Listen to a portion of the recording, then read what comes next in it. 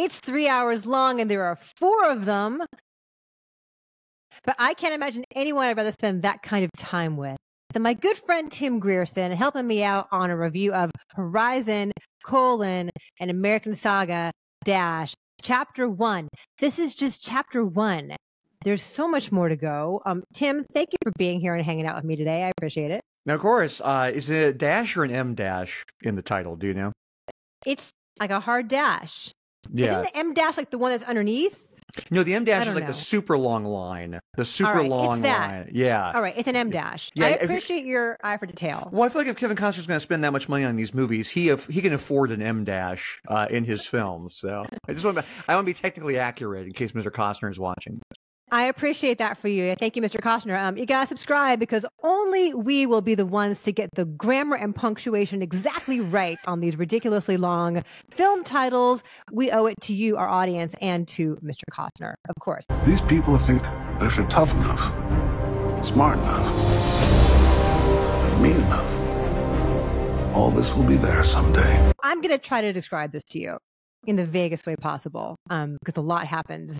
It begins in 1858, but most of it's like 1862, 63, and we have these various groups of people all converging on this mythical town called Horizon. It's the titular town, and they're coming from all over the place with different stories. It's this massively scattered tapestry of people. We have people on a wagon train through Kansas being led by Luke Wilson. We have Sienna Miller and her little girl who have survived an attack by Native Americans whose land this is. And so they make their way to an army post. They get rescued and get to know people there. There's also Jenna Malone, and she is in Montana, but then she's in Wyoming and she's on the run and she lives with beautiful hooker with a heart of gold, Abby Lee. In comes Kevin Costner into this town in Wyoming and they all get intertangled. This basically is television. This should have been television because it feels so massive and sprawling and so wide and so shallow. Like there's just nothing to any of these people, and Costner as director cuts between all of them in a way that creates no momentum, no tension. There is exactly one interesting scene in this whole movie, and it involves Jamie Campbell Bowers because he shows up and he's just unsettling in general. Like he's beautiful and terrifying at the same time. The most interesting character in the whole thing. So I just found this incredibly long and sloggy and boring. Like I felt like I was like slogging through the dusty plains with Luke Wilson, who is totally out of time here. Like I never forgot that he was Luke Wilson. He's just kind of the usual guy he always is. And you can't get past that. It's long. And yet I feel like giant chunks of character development and like narrative cohesion were missing. So for example, all of a sudden Sienna Miller has romantic feelings for Sam Worthington, who is one of the army guys who rescued her. I'm like, wait, when did that happen? Did I doze off? I don't remember seeing any kind of groundwork for that whatsoever. Yeah, this is a bummer, and there are more of them.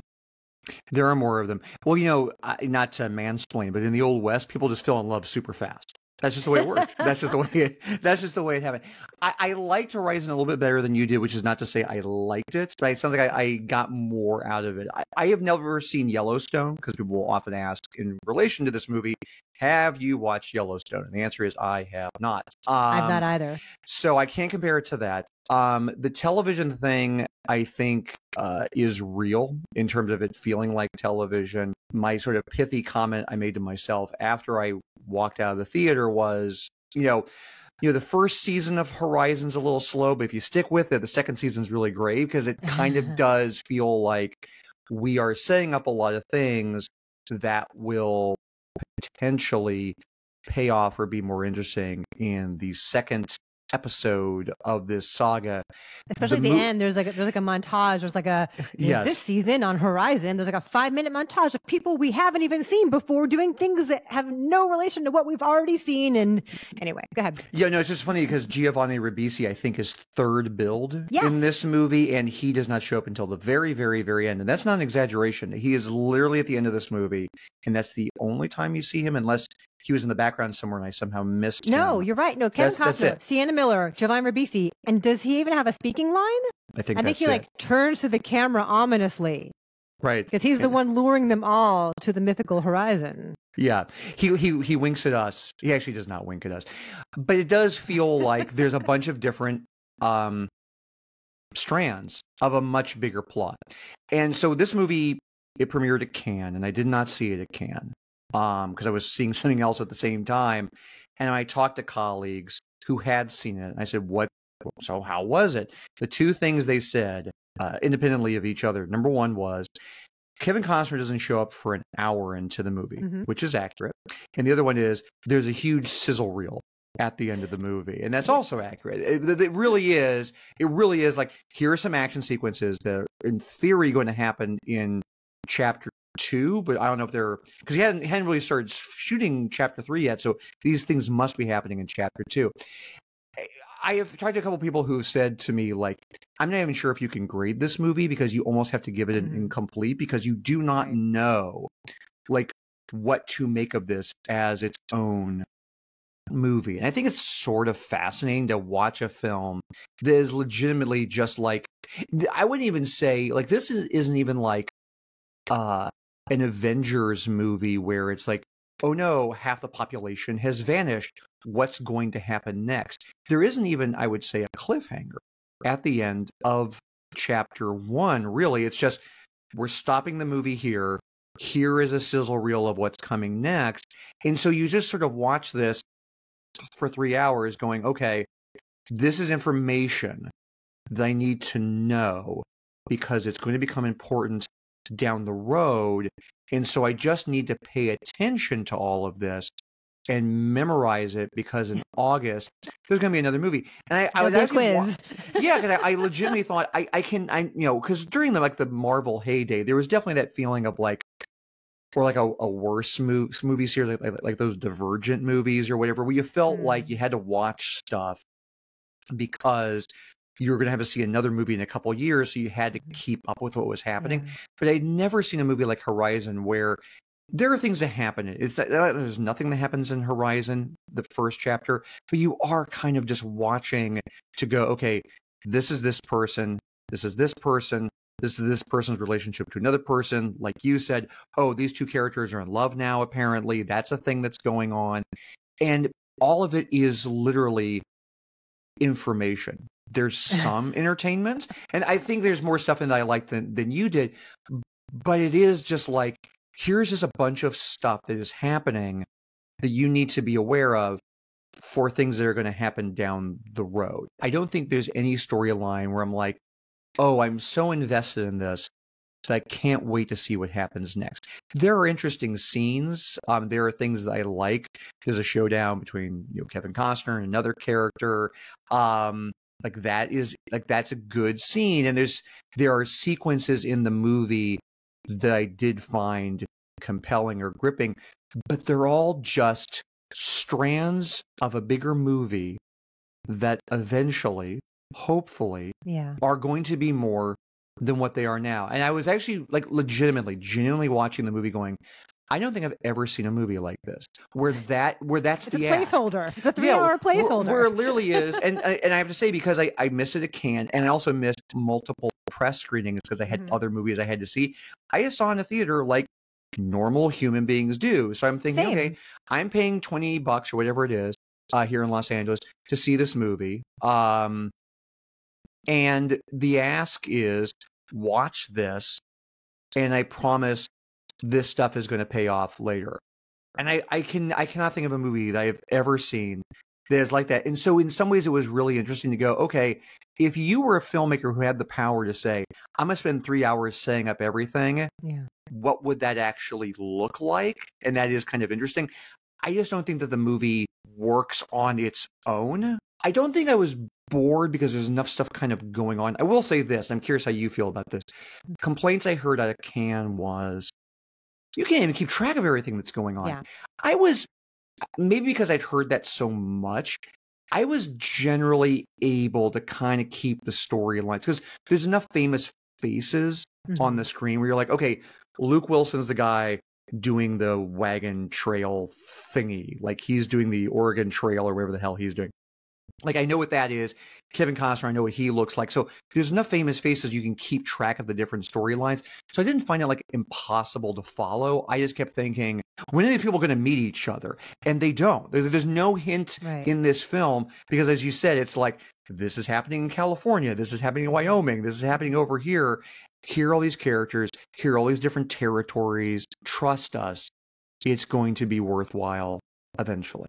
Right, but based on what you've seen here, do you want to see more? Like, if this weren't our job, would you want to see part 2? Like, I wouldn't, because what we see here is so shallow. These characters are so flimsy.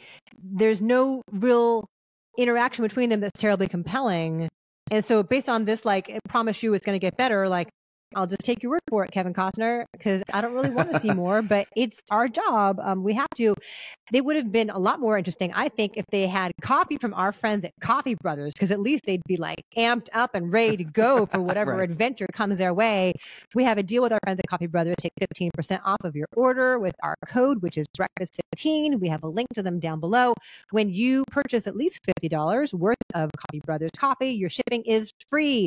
And I feel like for those long nights out on the trail with Luke Wilson and the uptight, clueless British people, like, it might be nice to have a cup of coffee, you know, and just look at the stars.